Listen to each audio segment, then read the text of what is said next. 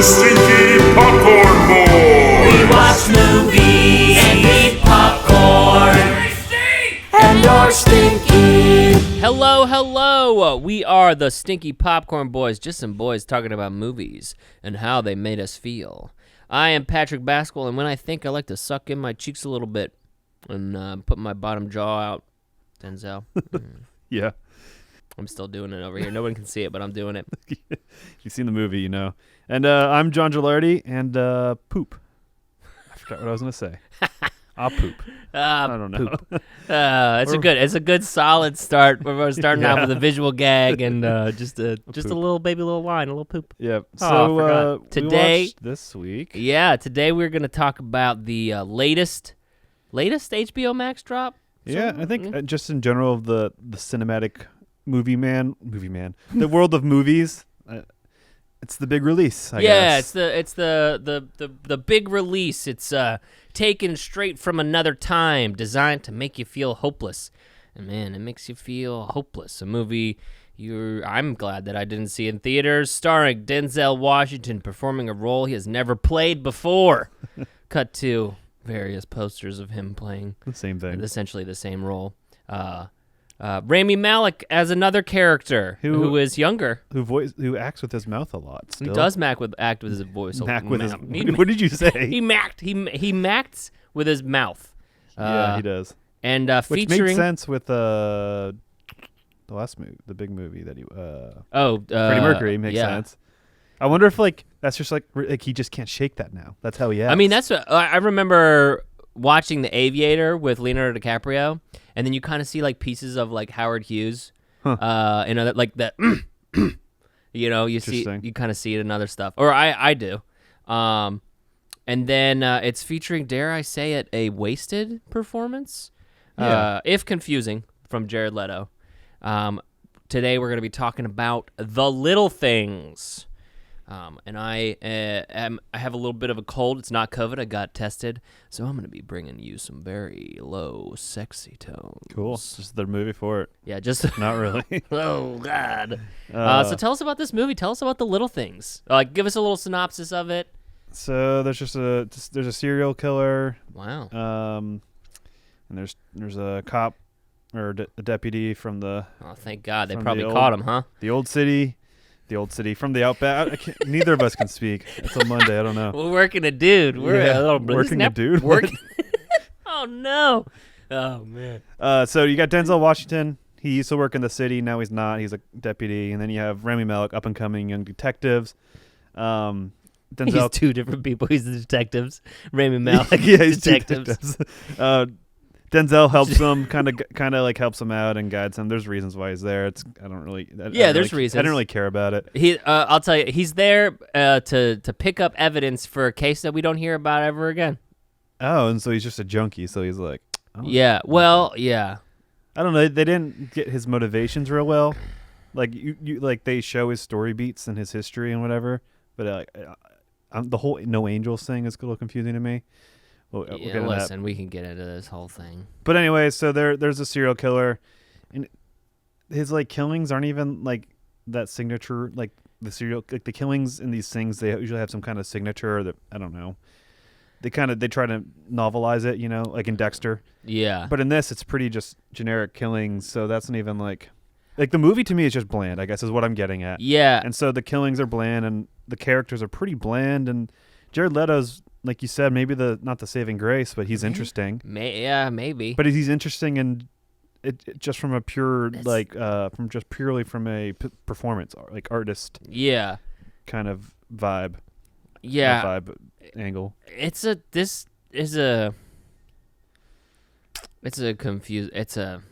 movie happened for sure. It's like off-brand vanilla ice cream. Where it's not even off-brand vanilla David Fincher, Zodiac. It is very well. It's very. There's shades of Seven in this. Yeah, and I was like, is he gonna make him dig up his wife or something? I was like, at the end. Yeah, I was like, is this? I would lose it. Listen, we can. I mean, there's a lot of different things where it's oh, where is this? I'll tell you. Here's my story of me watching this movie. All right, here's the story. It's I I was watching this movie last Tuesday because I was like, oh, I'm gonna watch this in like pieces throughout the week. Oh, we're gonna talk about it. I'll watch a little bits, and but I love a good crime drama. I love a good like, oh, what's the little puzzle pieces we're putting together here? How we gonna twist it? Because they're all so similar that what makes them interesting and what makes them good is how they are different. And I was like, okay, yeah, I'm going to watch this whole movie. I'm here for it. I'm just going to follow it through. And so I settle in, and then I'm like an hour and 20 minutes into the movie, and it hasn't, again, part of it is not having it not go where you expect it to go. But I think the fact that it kind of like went where I expected it to go in a very unsatisfying way made me be like, I think I hate this movie because I was mad because I deviated from my own plan where I was like, I'm going to watch this in segments. But then also it was just like, I feel like I wasted my time.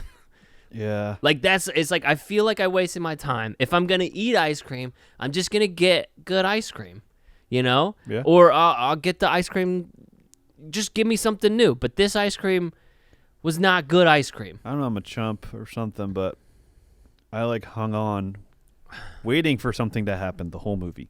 Yeah. Like my attention was actually there. My attention was there because I was so mad Yeah. because I feel like I was an hour and 20 minutes into it. I was like, this is not, wait, what are they focusing on? Like, what is the point of this? Like, I don't know. Like it tries to build up as like kind of just living with yourself, living with your demons. I don't even think it does that. I don't even. But then it just ends up becoming like, cops are just covering up their shit. Yeah, It's like blatantly what happens, and to skip way to the end already. But Denzel Washington comes out. He accidentally murdered a suspect. No, he accidentally murdered like a victim. Like, oh yeah, that's sorry, victim.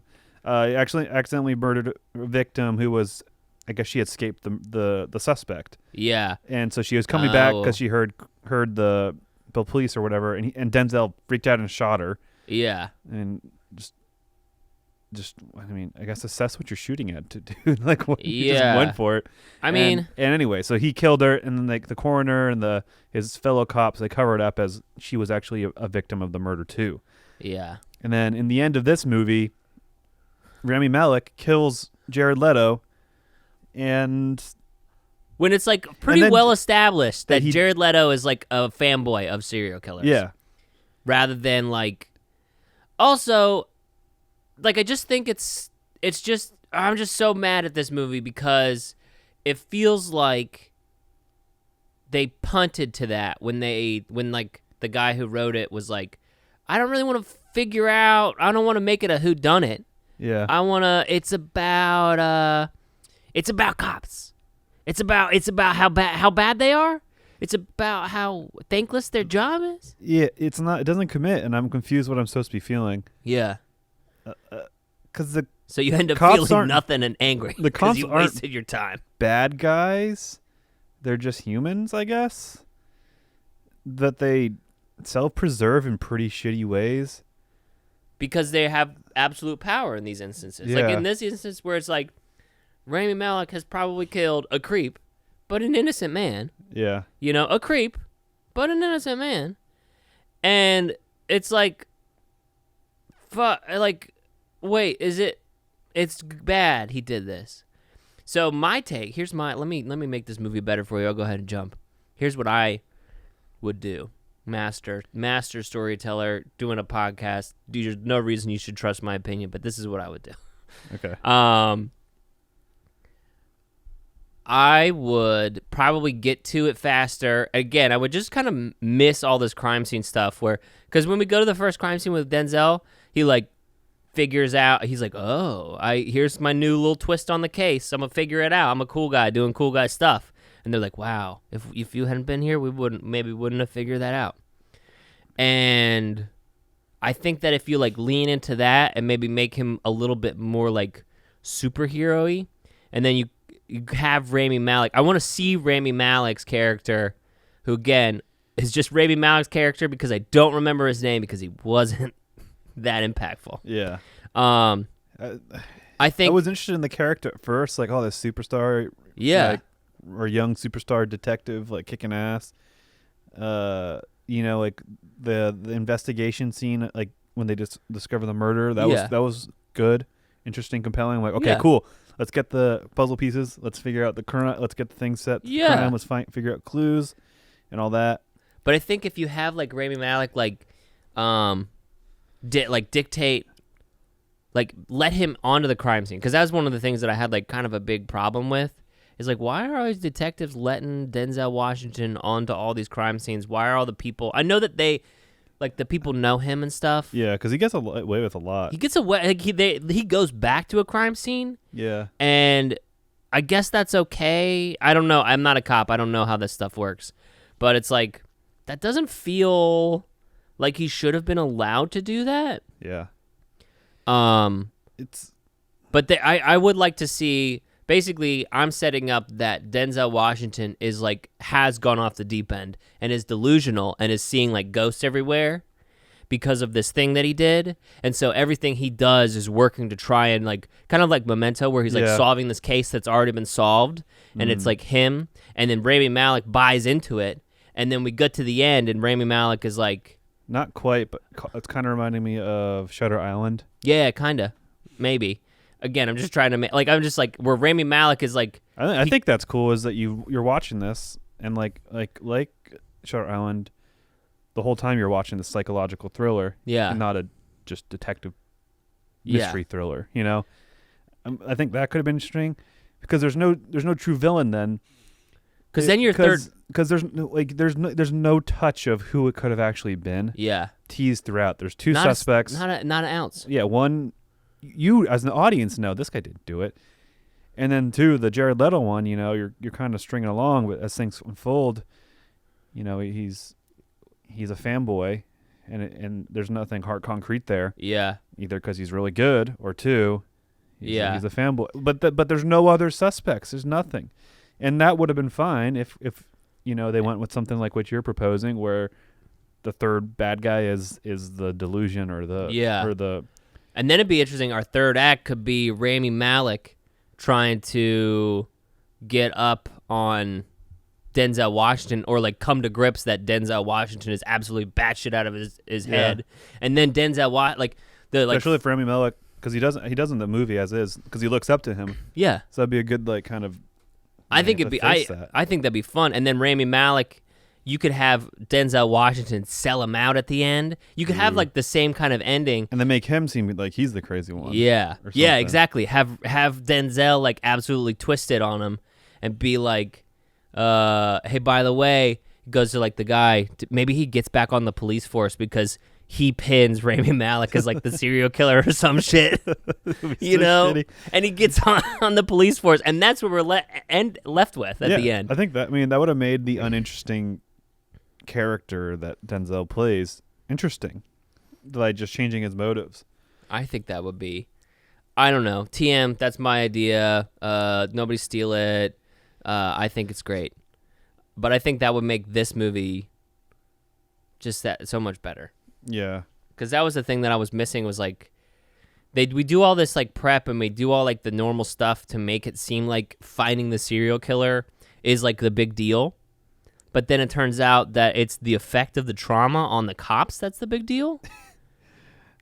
Yeah, and besides, till the very end, that Rami Malek kills Jared Leto by accident. He has to come to grips with that.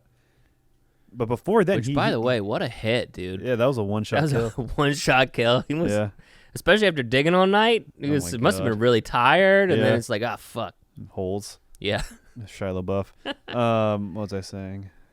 Sorry.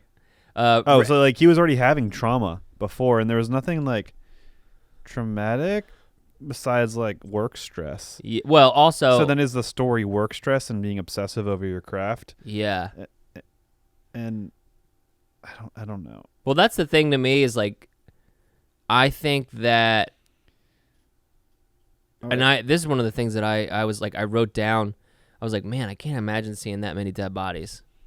And then plus, like, not even just dead bodies, like mutilated or murdered dead bodies. Yeah, in someone's home, this is where they live. This is where they had their dreams and lived their lives and it's like, oh, had happy times. yeah, sad and there's like times. remnants of their life all around, and it's like, ah, Well, someone in one of the scenes where they're at the crime scene, this guy's like, "I hate this job."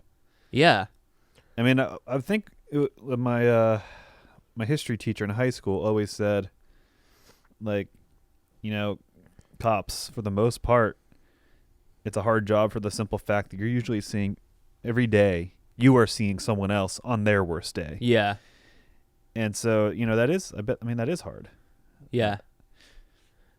Well, and it's like either, But this movie doesn't communicate that well. no, and I think that if that is what this movie is trying to say, they could have done a lot more to make that, because again, it just looks like your typical crime drama. Yeah. Like this could have been not a good, but a TV movie.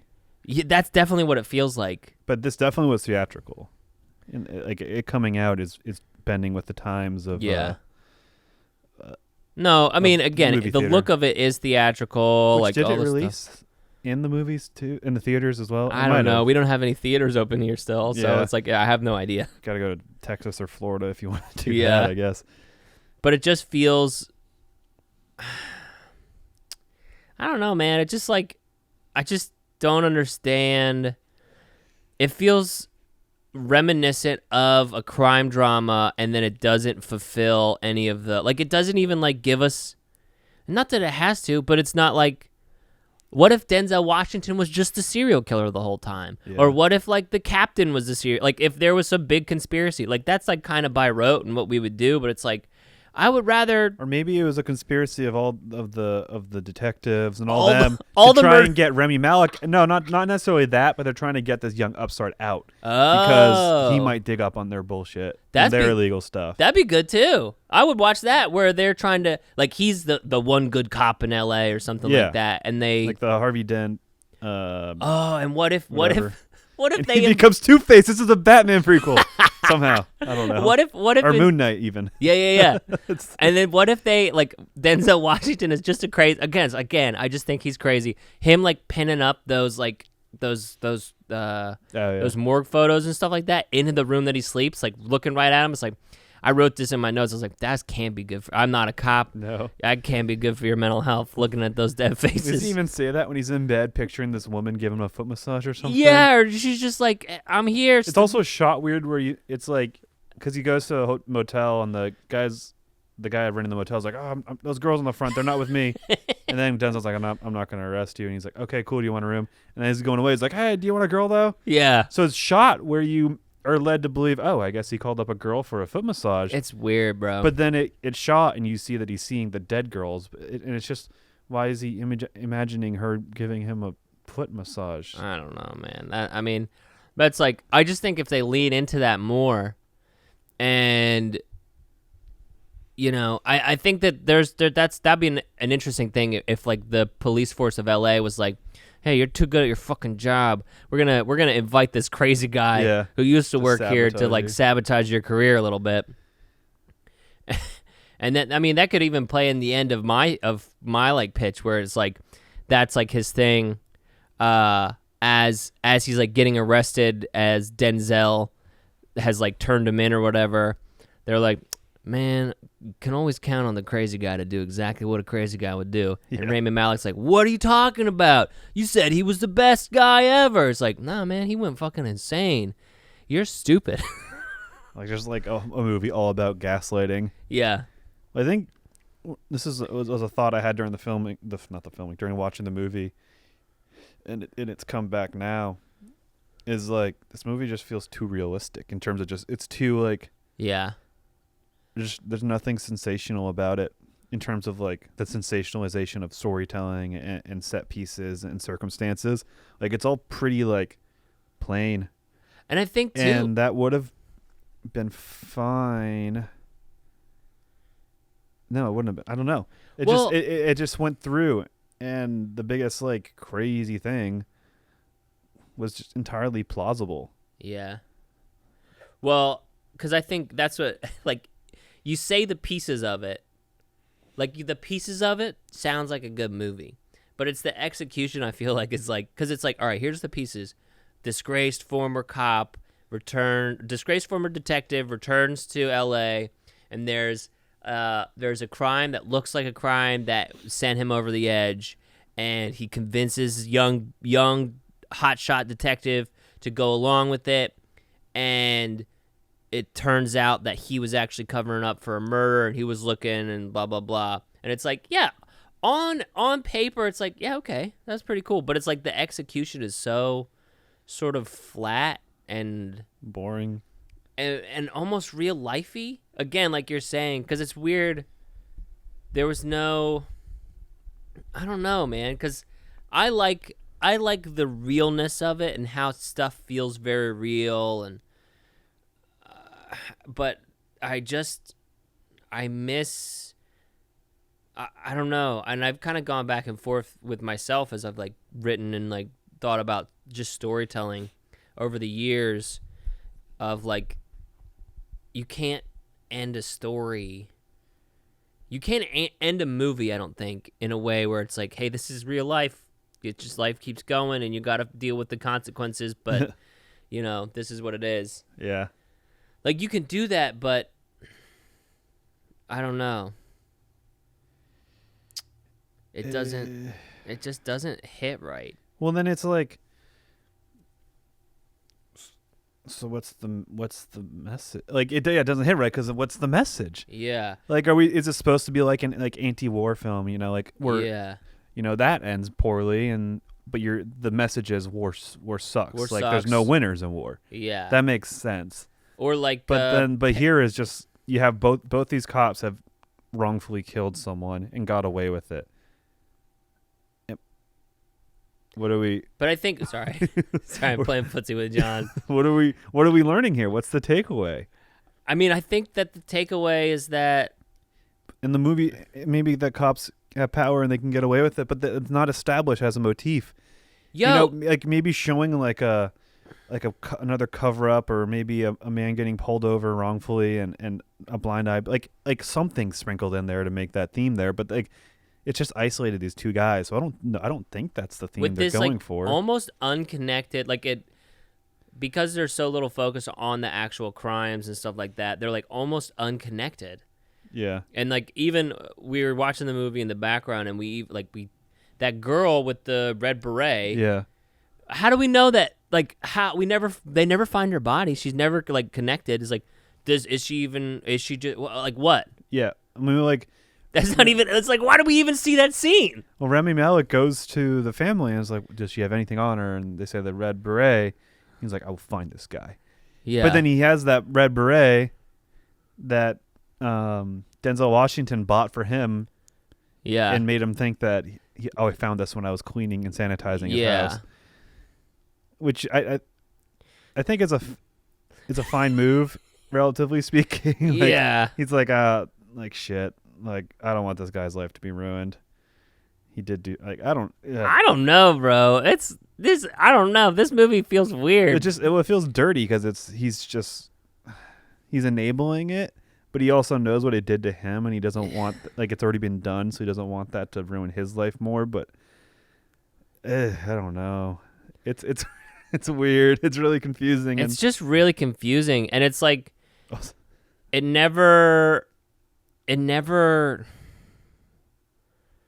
It also just shows like you come to think that these are some like really competent dudes, but this whole thing is almost about their incompetency. Yeah. Like, they follow the wrong guy the whole time, so much so that they don't even have a sniff on the right. They have no idea. Right suspect. They have no concept of who it is. Like, a low key through line is how shitty of cops are, and there's a scene where they're interrogating this one dude he's just crying because he's just such an innocent dude. And I think he's not innocent; he's a creep. But he's a creep because he pissed outside, and like, or again, I don't know. That's what his story is. I don't know what his other part of it is. He could be a pervert, but yeah, he could be a pervert. Either way, he's still like pathetically innocent looking, I guess. Yeah, which is or pathetically sad. Like, it's like he's like, I don't want to be here. I don't want to be a part of this. Yeah. And then, we keep having these shots. This movie sets up so many things that it never follows through on. It also has a weird motif of off-screen phone conversation stuff. Yeah. where you don't hear what's being said on the phone. I don't know what that is. I don't know what that. I mean, that might be a thing that's in interrogation rooms, but whenever Denzel Washington is driving, and he keeps looking up at the big cross. What does that mean? Is it because he says no angels? He's like, no one stays an angel. No one stays gold, pony boy. When they said no angels, I was like, that should have been the name of the film. Yeah, but then also because the little things felt like too much like a college student film, like trying to hit home a motif. Well, the way also, it kept coming up just felt so. Well, it's because I'm trying to make a point here. Yeah, it's the little things that get you caught, and I was like, okay, sounds weirdly like a serial killer would say that. Yeah, you know, but that's just what was like so flabbergasting about this movie was like how unfun it was. I don't know. I didn't like this movie. I don't recommend you watch it because the little things in it that it keeps setting up. Yeah. They don't like even once like him watching this girl that maybe reminds him of the girl that he accidentally killed or whatever. Maybe that's what that is. He's riding down the freeway. He sees the girl. She's like, "I'm having a great time," and he looks at her and he smiles and then he stares at her for too long. And she's like, "Okay, I hope my friends drive faster now so I don't have to maintain eye contact with you." Yeah. I was like, this is going on for a while. Yeah. And and then it's like, oh, she reminds him of the girl maybe that he accidentally killed. But that's not not established yet. It's not satisfying though. Even when it comes through, I'm not going to that's such a little moment. Again, it's such a little thing. But I don't fucking care about it. I took it as him relating to victims and being like, these are girls full of life and hope and happiness. Yeah. And he's thinking about all the other victims of the past crimes. But obviously, that's how I took it. But obviously, I think it's meant for him thinking of like of him relating it directly to that girl, that victim that he killed. I don't know. Also, this movie has like no identity of place, like setting. Like, yeah, it's in L.A., but it's like very nondescript L.A. Yeah. And L.A.'s... I'm going to sneeze. L.A. definitely has a tone and color and vibe and a lot of character to it. But it also is such a transient place, too. Yeah. So sprawling. Yeah, it's transient, it's sprawling, new, old, like all sorts of different little things that kind of make it feel timeless. Or not timeless. Whatever. It didn't even go in that direction. It just... It was just an empty place for them to have it. I mean, it's where they were, I think. I guess. I mean, this story could have taken place in any city. Well, it's pretty funny. This could have taken place in Alaska. Yeah, but it's pretty funny. The production story of this is like apparently this guy wrote this in the 90s. Huh. And people have been attached to it for like years. Like, I think David Fincher was attached at some point. Steven Spielberg was attached at some point. Al Pacino was attached at some point. And it was one of those movies that was like that the guy who wrote it, John Lee Hancock, wrote it in the 90s and it shows. Yeah. And then eventually he directed it now. Okay. You know, but it had been attached to a bunch of different names, and it was one of those where it's like maybe that should have been a sign to everyone. Yeah, like maybe it's like I can't quite get it to work. There's good talent on this though. Is the other thing. Well, the performance is pretty good too. I mean, they're good. They're talented. You know, yeah. So if you're gonna put them in the room, they're gonna do a good job. And like, I mean, they all did fine. I mean, Denzel Washington's character is boring. I mean, yeah, but is he boring because he could have been really interesting. Yeah, I don't know. Just imagine again. I can't let go of my idea. It's like imagine if like he was just absolutely batshit delusional. Well, they set it up like he's talking to the girl in the morgue, the dead body. But like, what are they setting up here? That he's a good cop and he thinks of all of them individually. Yeah, I mean, I didn't get that. Which is fine. I don't know, man. There's so much about this movie that's like, yeah, all right, cool, but Give me something new, bro. Yeah, I think it's Put some sprinkles on this ice cream. I'm gonna buy ice cream today. I'm gonna get some ice cream after this. I was in Raleigh Friday night. I was at the Airbnb. I was looking at it. I was looking for sweets within half hour. Yeah. Got Ben and Jerry's delivered to me. Oh shit. Yeah, it's 2021. 2021, baby. Get Ben and Jerry's. Send me a Sunday. Yeah, that was amazing. I think there's always, every movie has potential. Every movie has the puzzle pieces there.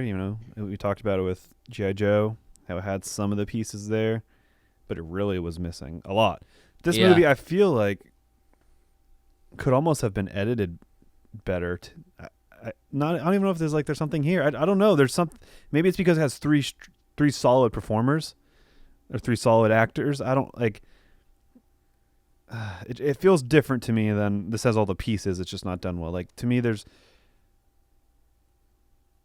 And we I don't don't know. I want to like this. I don't. For all the reasons, but I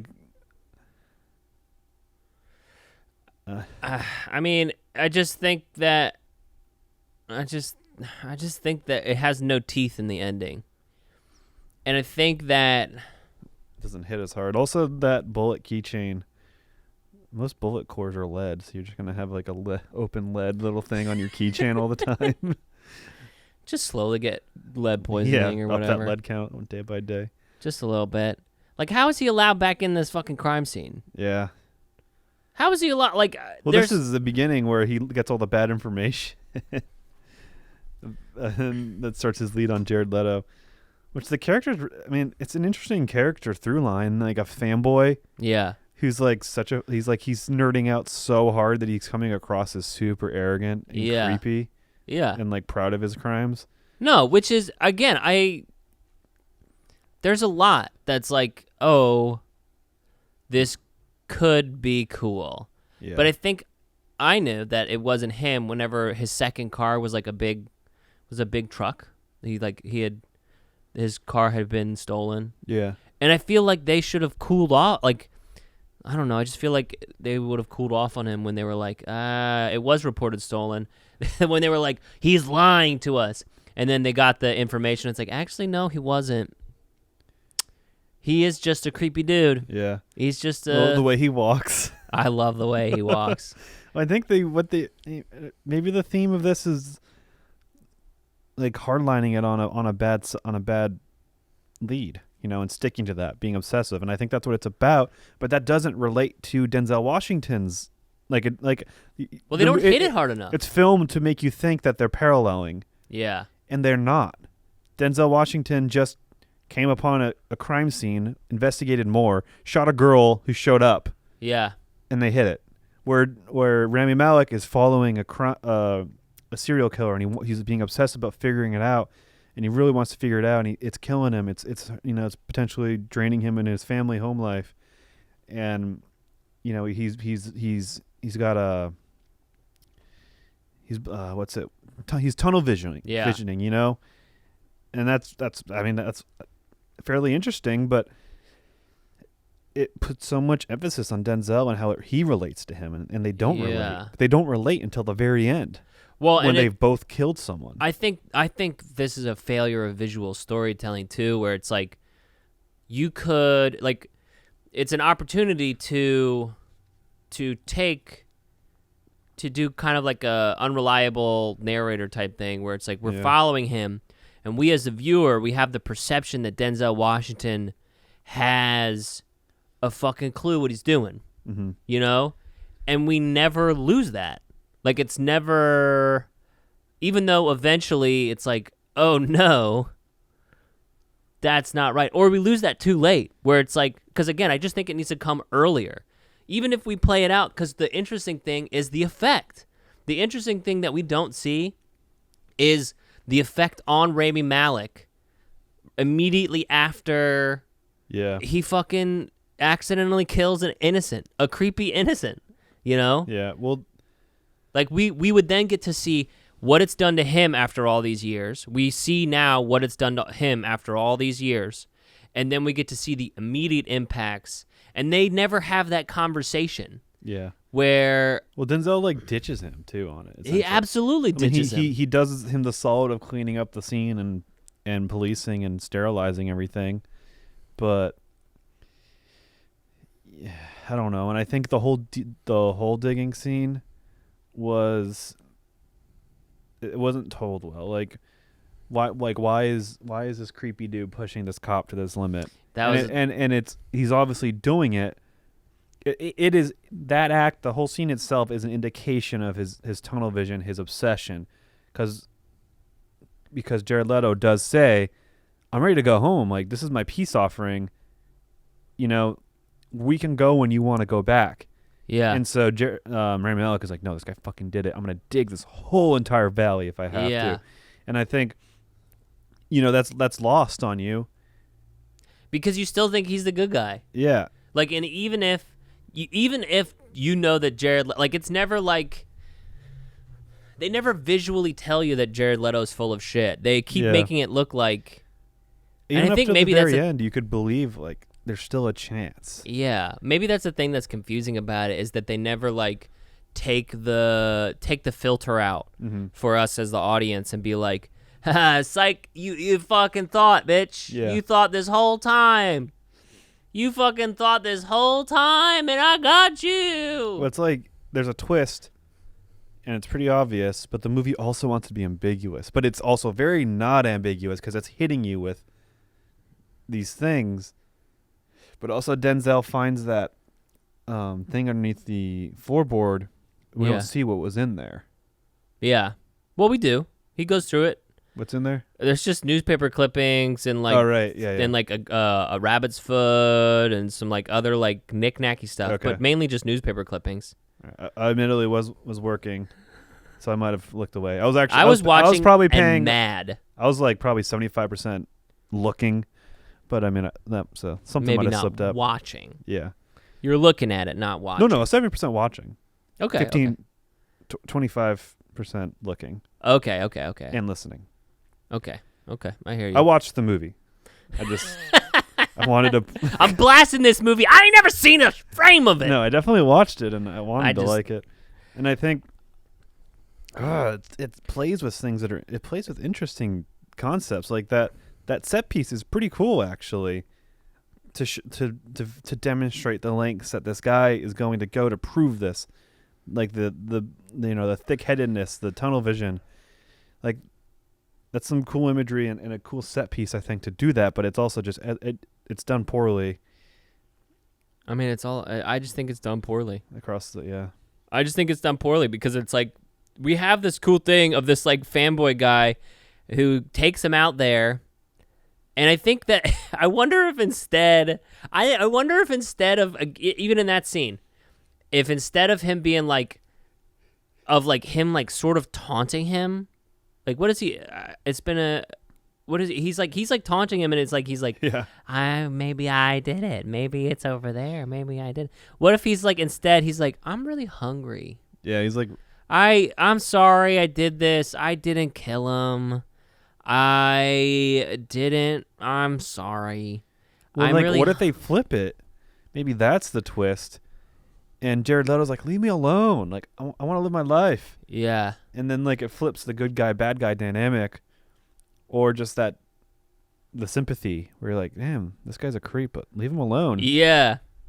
I think, that's definitely something that would have been interesting as well. Well, even when Rami Malek's tailing, it's like midway through the movie, he's tailing him and he sees him stop because, like, the serial killer's MO is, like, is He picks women, but if he can't find someone in the neighborhood, he then goes and gets strippers or hookers. Yeah. And so Rami Malek's tailing him, and Jared Leto goes to some hookers. He gives him hamburgers. He's like, he's a nice guy. He's Here you feeding go, them. ladies. Yeah, he's creepy. He's creepy, but he's not. It's not malicious, I guess. Yeah. And Rami Malek's like, have no lucky. He's like, those girls have no idea how lucky they are. Yeah. And it's interesting, but it's not communicated It is well. almost interesting. Yeah. Like, it's almost interesting. Because I think it's here. like a tunnel vision cop so committed in the crime playing out the way he's certain, his conviction, that conviction to a fault. And then he takes it to the extreme by killing him. Like, it's so... But we don't see the effect. Like, we see that, and then he lives with it, and he thinks that well even. No, we don't. We don't see it well, and then we don't see the effect. And if anything, he's vindicated with the red beret thing. I think even because in the background we've got this scene with the lab tech with the fingerprint stuff. Yeah. And I think that even this, everything feels like it's played really softly. Like, I think that he needs to be going more and more off the deep end. Like, by the time he gets to the bit where he, like, threatens the guy, he's like, he's still like doing his job really well. And I feel like, it just needs to escalate more. I don't know. It just needs to escalate more. Yeah, I think it does. Because, like, that's what I meant by that sensationalization. Like, movies, they get dramatic. Yeah. Because they're pretend. Well, and I think it's one of the things where this is like chapter. All right, here. This is this in the novel, The Little Things. I'm making this novel up. Yeah. The part one is the original murders with young Denzel. Part 2 is this. Part 3 is how we bring it all together. So a True Detective, season whatever. Season 3. Yeah. Yeah. Sort of. Yeah, I guess so. Fuck. Whatever. But I'm just saying, it's like that would be in the novel. This is the part that bridges our two interesting parts. Yeah. Like, this is nothing. This is every day. This is the middle of a story. This is the middle of a story. That's like but it's just like there's nothing. This is just every day. And I think that's one of the things that maybe is why it feels so out of place, or feels like so inconsequential when it comes down to it, is because the reason that we tell stories, and it's like when you improvise or whenever you tell a thing, there's a reason we're seeing this day, is because something changes. Because this is the day that Denzel Washington finally snaps and kills. It becomes a serial killer. Yeah. This is the day that Rami Malek has to deal with it. This is the day that this happens. Yeah. And it's like, we don't close anything off. Well, I don't, like, the final moments before Rami Malek turns and kills Jared Leto. Yeah. Like, Jared Leto's, like, going hardcore at him. Yeah. And that, to me, is disarming, because... Like, right now... Why is he doing that? I don't know. That's the thing to me. He's like, we've been out here so long. Yeah. He should be tired. He should be like, all right, I did it. I got my fun. I jerked off over here in your car watching you dig up holes or whatever. Yeah, like, okay, bud, let's go back. Like, I think I proved it now. Yeah, I didn't do it. You're stupid. I don't know. But Rami Malek is taking it as, I'm being taunted. Well, because he's being taunted. Well, yeah. Well, I think Jared Leto's character... Stram or something. Strom. Maybe. I don't know what the character's name is. He's actually trying to demonstrate his. He's trying to demonstrate that he's innocent and how ridiculous Rami Malek is being. I think is what they want it to be. That's not how it comes across to me. No, it doesn't. And then Rami Malek is taken as taunting because he's being made to dig up holes to find where the body might be. That's taunting, or it's being presented as taunting. But then at the final moments, Jared Leto is literally fucking taunting him.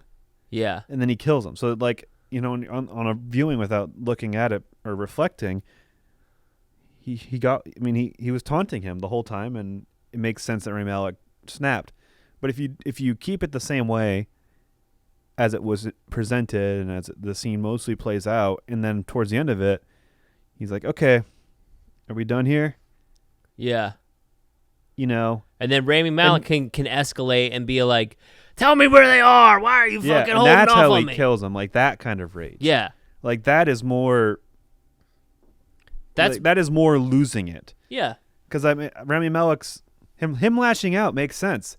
Even if the man is innocent, totally Yeah. like not out of left field to like fucking snap. Yeah.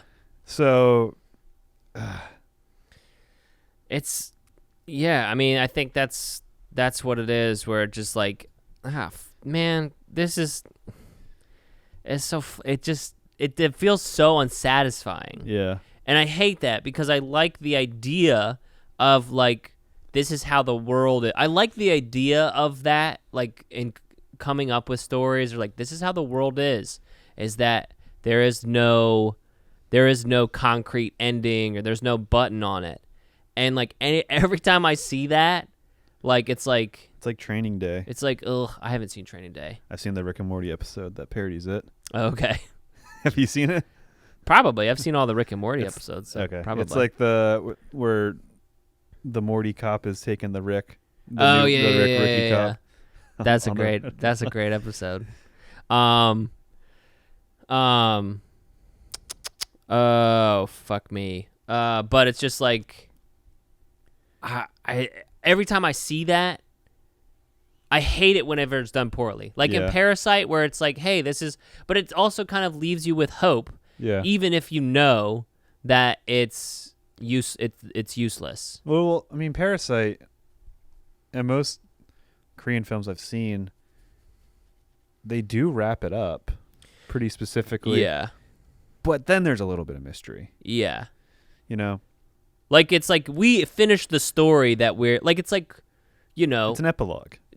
yeah, where Like it's they like finish the story, and then like the little mystery, the spinning dot in the table of yeah, Leonardo DiCaprio's house in Inception. Like the story had already been finished. yeah. And that's just a little I don't think that's that much of a like it wiggles at the end. Yeah, of the thing. I'm not debating know. on it. I'm just saying as it's where it's placed in a story. Yes, I hear you. But I also just want to talk. It's like people are like, "What's the ending? Is he in a dream? I think he's in a dream." And it's like, no, it very clearly like wobbles at the end, like right at the end. He's got a great table. It's got a great finish, and this house that he's got built, it's a very level house, and we see the kids' faces. Yeah. And the thing wobbles. So fuck off. He made it back. Yeah, I think it's just like a little bit of an edging. Like, Yeah. oh no. Okay. No, he's Yeah. Yeah. My biggest frustration is there's a lot of cool ideas, even if they're ideas that I'm deriving off shooting. Yeah. Like they're like because of everything. I think the ideas are there. I don't think you're offshooting them too far. No. I think that's the thing that's frustrating, is that they're like, you're holding them in your hand and then you watch them fade away. Yeah. Like this movie isn't almost there. It's like 77% there. Almost. Yeah. 77% almost there. Yeah. So it's, I don't know. I would say it's 76 because it's a D. You know, a C is a C is 77. Scale. Whatever that scale is. I think that's what it is. Yeah. 70, below 70 was an F. 70, yeah. I was all about I'm fine with the 7-point scale. I think a 10-point scale makes more sense. I don't know. Just in terms of like being. I don't think just being over 50% right, 60, that should not be passing. Yeah, I agree, but it's also I think that in terms of making things easier for like digestion, I think it should be 10-point scale, and then people should weight things differently on tests and like the way things are. Like not every question is equal the same, and I don't think that was done enough. Maybe. Yeah, I mean, I guess it's all standardized to work for millions across a huge nation, I guess. I mean, I just think that... Or it's I don't know. The U.S. education system they got to figure their stuff out. Yeah. They're losing good teachers. The funny thing is, like, the whole anxiety of falling behind India or China. Yeah. And it's like, yeah, there's a fix for that if you're so concerned. Education, like they're pumping education, they're pumping STEM, those pillars of education, like they're prioritizing those things, and it's paying off clearly. Yeah, as it paid off for us in the beginning mid-century. So it's just, I don't know. I mean, we just put so much, because that's the thing, is like we put so much emphasis on the numbers of things. Just talking about the numbers, it's like we put so much emphasis on like, hey, you get your GPA up, but it's like, Yeah. but do you actually know what you're fucking doing? I mean, I feel like if anything, Americans are really good, At and we're memorizing. learning at memorizing, but also playing a system, and being good at Yeah. understanding things and then working within that, which is great. And it's problem solving. Yeah, but it's the shortest rather than the. I mean, I studied, and my teachers would even up blatantly be like, would teach for the test because they need the test scores to be up to reflect on them. So it's a terrible system of like perpetuating learning shit to get the right marks on a standardized test, and then the teacher gets it right, and then so the teacher can make a little bit more money and still struggle because they're not getting paid enough. Because it's just I had the reverse. I had the just quick. It's like one of my AP US teacher. She failed me because I didn't do the work, and then I got a 4 on the test. damn. Like she failed me because I didn't do the work. I was a bad student. I get it. That means you got college credit, right? Yeah. Jesus. So the class, it's like, yeah, I failed the class, but I passed the class because I passed the test, Jesus. which is just funny to me. But yeah, the little things. It shouldn't be taught, and it should be taught in the education system as how to not tell a story. Yeah. But it's like you could go over bit by bit and be like, all right, this shot of the cross up here, why is it important? All right, we're never gonna go back to it again. Yeah. It feels like a straight to streaming movie, which it is, but it wasn't supposed to be. Yeah. But it feels like a straight to streaming movie, which is, I mean, I'm very timid. Not timid. I'm very tepid on watching Netflix movies. Yeah. For that reason, because it's been established by now that these are 5 out of 10, 6 out of 10 movies at best. Without fail. They definitely fill time. Yeah. The first 2 acts are usually pretty fun, but the third act fall out. consistently sucks. Which kind of this movie This fits that movie- mold, kind of. Yeah, it just kind of sucks though. Yeah. I would say throughout, because it never really starts. And it never really ends. Well, that's the thing with not the true crime, but like crime dramas is that the slow start is normal. Yeah. So you're waiting for That's it to why pick up. That's why I got pulled into it because I was like, oh fuck yeah, here They're we go setting again. some shit up. This is gonna be good. I was like, oh shit, here we go again. Like I was ready. Yeah. I was ready. I was like, man, all right, you know what? I'm staying late. I'm gonna watch this baby. Here we go. This is it. But And then man, I do think that Denzel has aged well. yeah, I think he's aged well where he can play an older man really well, and then also play a 10, 15-year-old younger man or his age. Yeah. But I think I mean, Because he definitely could add with his little jaw thing. Like added a good 15 years to him. yeah. Just and obviously the way he performed the character as well. But He just has good. He's just good, man. yeah, The low key like religion. I got my weird things. It's like the religion stuff that didn't go anywhere. That was just like, oh, it's a serial killer. There's something to do with religion. Whereas like, do you believe in God? And he's like, I mean, when I see a thunderstorm or a nice sunshine or sunrise, yeah. But when I see all the things that happen around me, no. And it's like, What? they're touching on the degradation of the shittiness of this job there, but that just doesn't go anywhere. Yeah. Well, that's just like it just doesn't go anywhere. But are they making a religious point? Is he the guy? The guy who wrote this, Johnny Lee Hancock. He has kind of a like The Blind Side. He wrote The Blind Side. There's other stuff that's like kind of like, again, like here's a little dash. Here's a little dash. Yeah, for the main do a little mass. dash for you, but not a lot. Also, the amount of sweet and low, or sugar, whichever it is, that Denzel Washington puts into his coffee. In that scene where he's putting sugar in his coffee, where Rami Malek comes in, it's like he puts like five or six packets in there. I wonder if that's just editing. Like that was his beat. He was like, "Fuck, I'm at He's this like, table." I'm just gonna keep. When they had to cut it together, like, fuck. Shit! Oh, he's putting fucking sugar in his cup Every single time. shot. Jesus! But I remember watching that, being like, "That's a lot of sugar, dude." I bet that's exactly what happened. Again, as a person who has long hair, you mix up what you wear in your hair. If I'm going for a run, unless I have like OCD and I'm like I cannot run without my red beret. Oh yeah, It's like that was a weird quirk. I was like And that's like a weird specific thing to pick out. It's like, oh yeah, here's the only thing that's significant about my daughter. She runs with a red beret. It's so bizarre. That's it. That's the only thing. Bracelets, necklaces, like things. You know, is there something specific? She has a birthmark, maybe. Yeah. You know, but again, I know that they needed something physical that he could then give at the end. But it was just such a like, and also, again. Like having something like that, I don't know. I wear those clips. It's like, yeah, I don't know. I wear those clips, but I don't wear. I'll tie my hair back whenever I do physical activity. Who knows? Maybe that was her best. I don't know. Best option in the 1990s. I was like, why is all those years back? Different time. Then another one of my things is like, why is Denzel allowed in all these places? In the scene where there's the new crime, where there's the new body that they pulled out of the river, why is Denzel allowed to just walk up there? Why is he allowed to just walk up there to the dead body? Well, I'm not allowed to do that. Like, what if he was just a figment of Rami Malek's imagination the whole time? You know, playing around with that psychological side. That'd be great. That'd be funny too. Yeah. Jared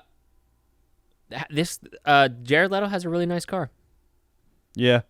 I could buy that. Like, I mean, I buy that, but that's where he put his money. I don't know. I don't know if that's necessarily a weird thing or just something that's like, that is a really nice car. Yeah. I like that.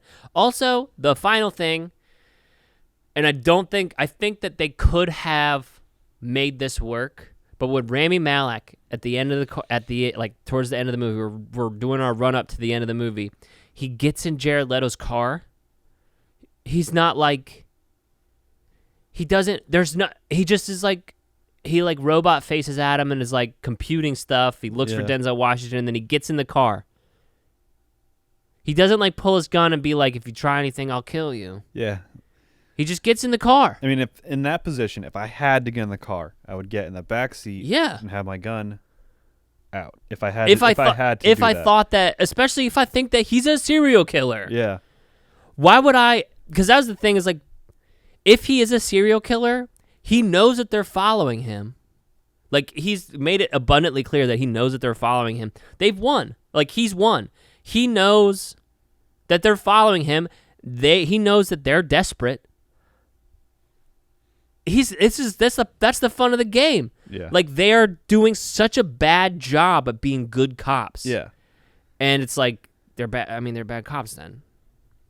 You know, and it's just like, that's the end. That's the story. Is these cops are bad. They're bad cops. They did bad things, and they're just bad cops. And they're making the pieces fit where they need them to be. Like this with this the Denzel Washington finds a piece of pizza, and he takes it to the lab, and they compare it to other bite marks, and she's like, it's inconclusive. When he has the partial print, and they're trying to make it fit onto Jared Leto's prints, and it's like, it's inconclusive. Yeah. It's like, it might not be the guy, guys. I mean, keep him on your radar, but maybe try to like there should be something in your head that's like, this could be the wrong guy.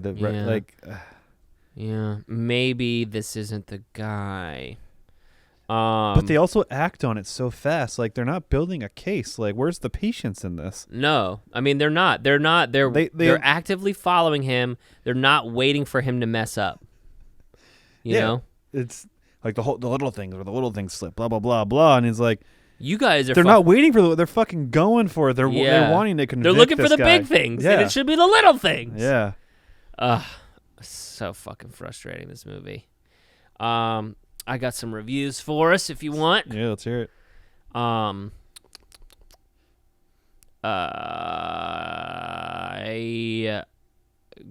pulling them up, and I'm looking at them, and the first one is a 2.5-star review. This one's hard to rate. The effort was there, the acting was strong. It's just that I kept hoping for more, and I didn't feel like the reward was big enough considering the setup. I liked it. I just didn't love it. I think that's a little generous. Yeah, I think the ending was a little generous. Generous. We were doing so good there for a while. Here's a 1.5-star review. Malik lost in emotionless stupor. Plot weak while struggling for cleverness. Waste of time. Huh. A little to the point, but yeah. Yeah. I like that this creep is. He loves strolling at this. He just He's loves just- going to the strip club. He's Like, just strolling. He's got his arms swinging real good. And He's just a dude living his life. yeah. He's just getting fucked over. Here's a 5-star review. Oh no. Here we go. I'm quite shocked at the critic reviews. This is an amazing tour de force by Denzel Washington, Rami Malek, and Jared Leto. The pacing is fantastic, and the character story is so rich that you could watch this movie several times over. Perhaps we've all become so conditioned to things blowing up constantly in every scene that a gritty, slower burn thriller like this just can't make it anymore. But if you don't need constant eye candy and are looking for an amazing cast and story, then this is the real deal. What's a character story? I mean, I don't think that my issue is not Also, the like- lack of things blowing up. Yeah. No. I'm not a. That is not me. That is not you. Like, I don't think you need like. I get where they're coming from. I do. And I get the frustration and the impact of like I always bring up Marvel. I guess that's my fucking thing. But like I get the annoying impact of Marvel having on cinema for everyone else. And, Yeah. and the expectations that it builds for new viewers and having to cater towards those viewers to get views. You know, I get it. Also, as we always do, we have in the background in the scene where he says thank you to the lady and he gets ignored at the drive-through. Yeah. Just makes it aw. I did like that little moment. They need to make. They have it in there where he, in one light he's creepy, but in the other light he's pathetic, and you feel sad. Yeah. And I think that's the line they should have towed the whole time. I forgot to put money in my meter. Sorry, go ahead. Oh, that's the line they should have towed the whole time, but they lose it when he starts taunting him. The characters aren't consistent. Yeah, I don't think the characters are consistent. like tour de force, and then Denzel Washington that close together. I mean, listen, I love Denzel. Yeah, This is not a tour de force. no, This is not a tour de force for Denzel Washington. nope. Here's another review. Another 5-star. Great movie with real life feeling you're left with at the end. If you want sparkles and glitter feeling, skip this movie. The lines are blurred between right and wrong. Trust me. If you like crime dramas, this is awesome.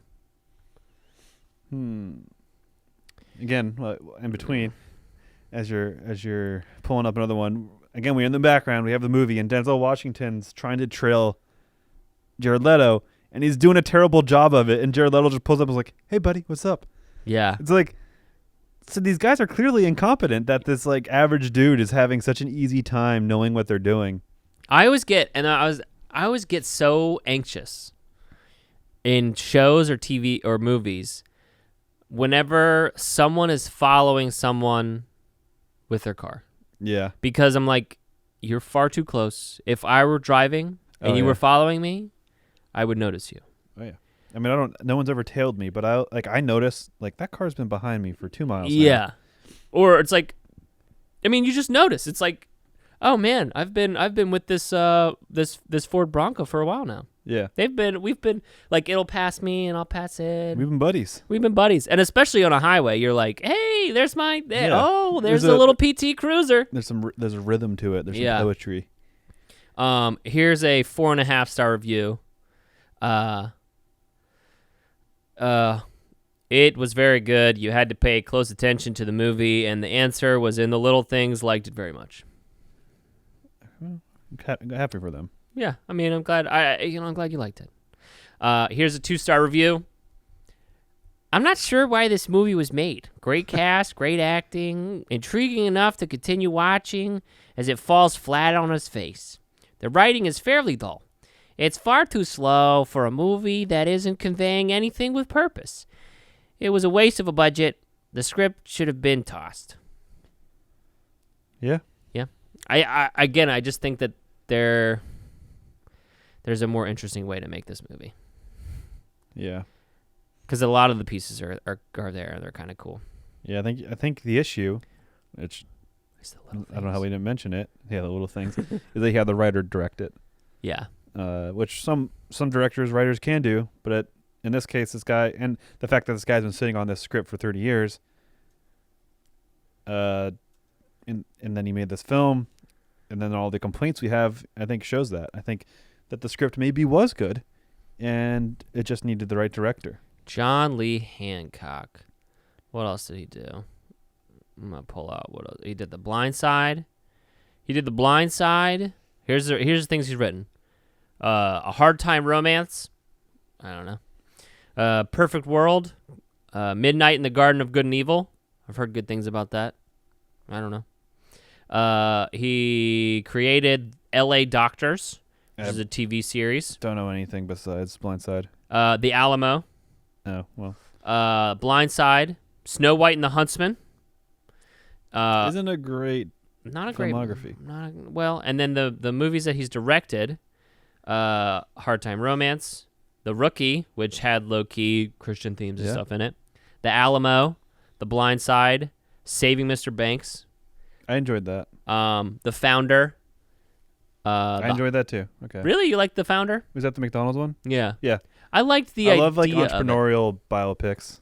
I just like them. I wanted to like that movie, but I don't know. Sometimes something hits you about it, and you're like, you're watching a thing. But for me, that movie was like, it felt kind of similar to how this movie feels. Yeah. But also the music was really bad. Like the music to me really took me out of it. It felt like Disney Channel movie music. I have to rewatch it. I mean, because I thought I did enjoy it, and maybe I'll probably enjoy it again. But I'm curious. Yeah. Because it is a movie I watched, and I want to watch it again. Yeah. For whatever reason. So maybe there's something subconscious there. I mean, I also maybe I would like it more second, or maybe I wouldn't. Like either way. Maybe I would like it more second time. Yeah. Because I also like, hey, where did this come from? Especially if it's not like I just like the idea of it. Mm-hmm. You know? Yeah. And that's why I wanted to see it, because I'd wanted to see it for a while, but I remember watching it and being like completely floored by how bad and weird the music was. Yeah. To me. This girl looks. Have you seen Shameless? No. I don't know the actor off the top of my head, but this girl from the intro sequence looks like his twin sister. It's weird. Like if he had a twin.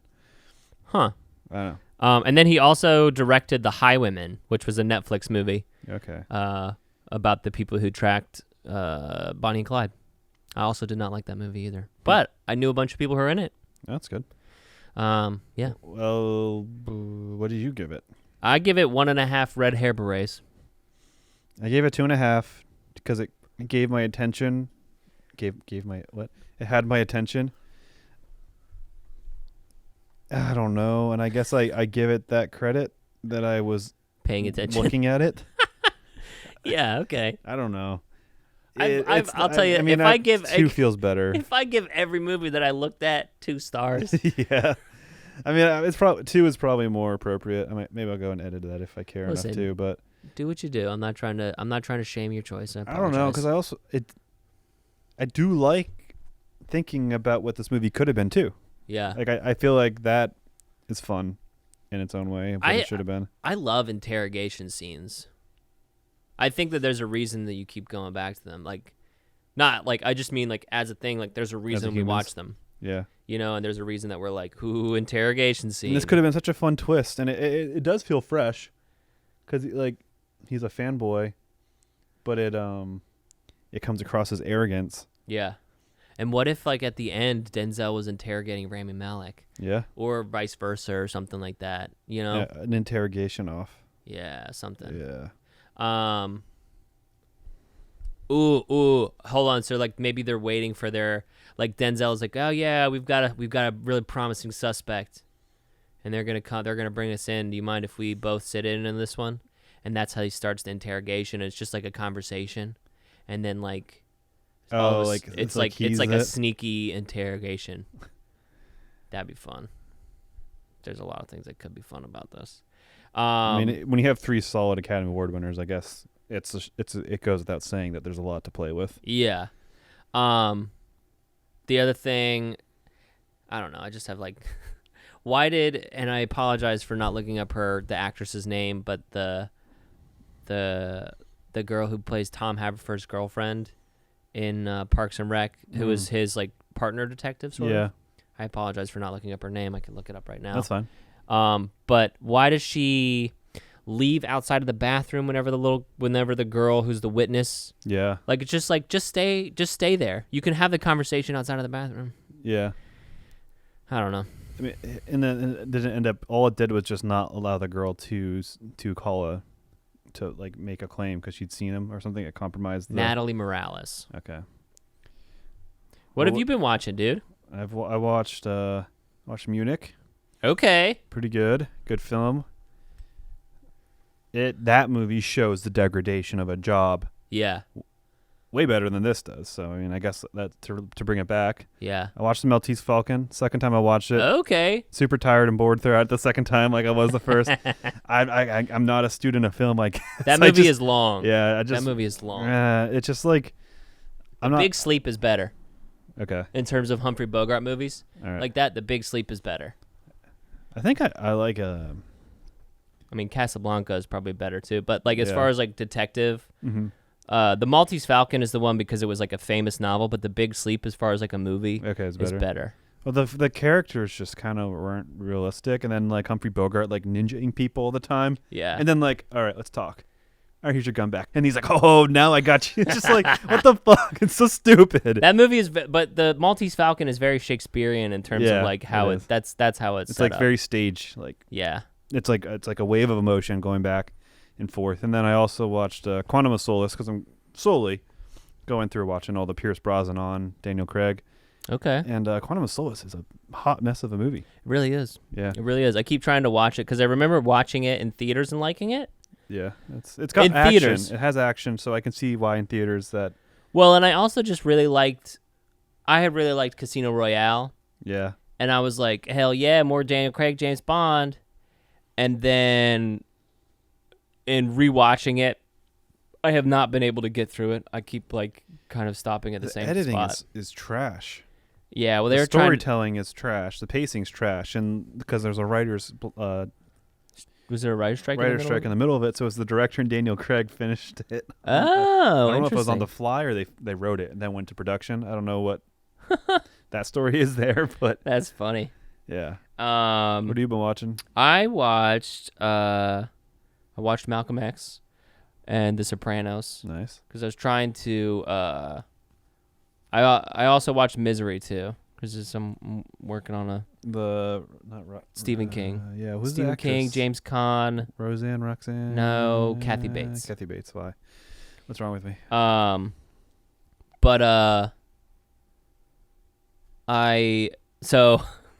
Because we watched this movie to kind of start it off, and I was like, I'm gonna watch Denzel Washington movie. I'm gonna watch Denzel Washington and The Sopranos for all of February. Nice. But then I watched Misery too because I'm working on a short that's like, That's the movie with the writer yeah, that's held hostage, more or less. yeah, it's good. Yeah, I mean, I watched it. I think in school. Huh. But yeah, I liked it. Yeah, I liked that too. I liked Malcolm X a lot. I liked Malcolm X. Was that your a first lot. time? That's my first time seeing it.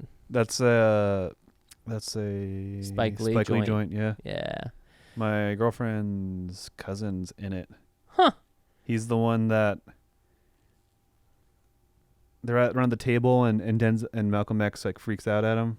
Okay. I think I don't know. There's a bunch of Giancarlo Esposito's in it. I think if you want to talk about goofy gun stuff, and this is just goofily shot. Okay. They're like their prep scene with the guns Yeah. before they go. They're just it's really weird. It goes on too long, and they're just like loading guns and sliding the slides. Yeah. And it's a really chaotic and weird thing. I think that was the only thing, and I think it's because there's so much questioning about the assassination of Malcolm X, Yeah. like the origination of it, who was in it, who was behind it, like how it went down and stuff. I think it was kind of shot that way. So I was like confused. I was like, "Whoa, wait, are these guys who are on Malcolm's team. Wait, who are these people? Yeah. I was confused about that. But I really liked it. Yeah. And it was just funny too, because again, I'm watching The Sopranos. So I don't know if you've ever seen it, but Christopher Moltisanti is the reporter. That's the name of his character in The Sopranos. I think his real name is Michael. Oh man, it's Michael something. Scott. It's not Michael Scott.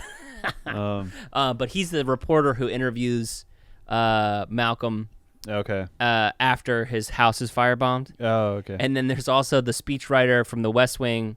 Again, his character's name is Toby, but he asks a question after Malcolm comes back from his pilgrimage. Okay. Which is just There's like a lot of cross pollination. yeah, it was just funny. It was just funny to me because I was like, I heard his voice and I was like, that sounds like Toby from The West Wing. And then I saw his face. I was like, that's Toby from The West Wing. Yeah. It was just funny to me. Yeah, Spike. I've really enjoyed some Spike Lee movies, and I've really just rolled my eyes at some Spike Lee movies. Yeah, I did not like The Five Blood. The Five Bloods. But I did like Black Klansman. Yeah, I like that. I think I'll have to watch more Spike Lee joints. Because I think right now I'm like still in the middle. I don't think that Malcolm X put me over the edge. I really liked Malcolm X, but I don't think it was like I definitely like it. I really like Malcolm X. I like Black Klansman. I probably should watch Do the Right Thing if I want to be comprehensive about Spike Lee. He's very theatrical. Yeah. Like it's very theatrical the way that he said, and I like it. But sometimes I like that he breaks like he just does it his way. That's cool. Yeah. But I think when he does do conventional stuff, it's excellent. Yeah. Also, I just think he's very much an artist. Yeah. Which is interesting. Yeah, 100%. And I don't think that. And I think that now having seen more Spike Lee stuff, where it's like, oh, he's an artist, he's doing some art stuff. Mm-hmm. It's not necessarily like Christopher Nolan, where Christopher Nolan is like, this is the film techniques that I'm doing, and this is the things that's happening. It's like he's like, I'm gonna make the movie that I want to see, which I respect. I like that a lot. And then obviously the Super Bowl. I watched the Super Bowl. Yep, same. Tom Brady, seven rings. Yay, Tom Brady. Yeah. We talked about it. This is movies. We're not talking about Movie sports. I don't know what we're doing next week. It may be G.I. Joe, it may be Mummy, it may be something else. Maybe we'll talk about the Super Bowl and the effects on Patrick Mahomes' legacy, and also the effects on Tom Brady's legacy. Yeah, a whole week after. We'll do a whole week after it, because by the time that everybody's already talked about it enough. Yeah. Was it rigged? Was it rigged? I don't know. Was it rigged? Or we'll talk about or we'll just switch and we'll talk about the NBA game that was on the night before. Oh yeah. Because I watched NBA. Yeah, we'll just that's it. There should be a podcast series where one person comes to the podcast knowledgeable and ready and has the topics, and the other person has to try and bullshit and like they're both in on it. But like that's the comedy is it's an improv comedy podcast format, I guess. Yeah. And it's just like catch up. Yeah, but you also the person needs to be genuinely ignorant. Like I don't know anything about basketball. I mean, I know about basketball. I don't know about the current events of basketball. Yeah. I know some of the players, so I could kind of fudge it. Yeah. So it could be funny, but I don't know. I guess you'd have to know NBA also for that to be funny. There's something there. There's a something balance. there. There's a balance of figuring you know out. what? That's what we'll work on next week. Yeah. That's what our podcast. We'll figure out. We'll be brainstorming that podcast. Indeed. On this podcast, we won't talk about a movie at all. Yep. Well, as they say, that's facetious. In case you don't. No, pick that up. This is true. This is a joke. I think that's about it for the little things. Yeah. Well, as they say, make sure you hit us up on Twitter at the Stinky Podcast. Give those reviews. Give us those reviews. Tell us what you think we should watch next. Tell us why you think that The Little Things was actually a masterpiece.